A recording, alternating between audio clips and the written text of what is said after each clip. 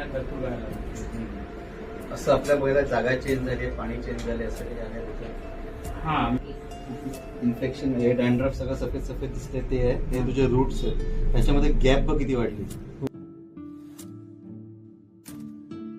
Gap पण भरपूर होतोय. कधीपासून व्हायला सुरू झालाय?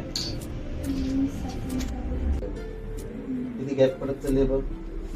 एकदा ब्लड चेकअप करून घे, कारण की व्हिटॅमिन किंवा हिमोग्लोबिन तुम्ही जसं बोलताय रूट येऊ शकतात का? तिकडे आहेत ऍक्च्युली. व्हाईटमुळे ना ते कमी दिसतं बघ, आहे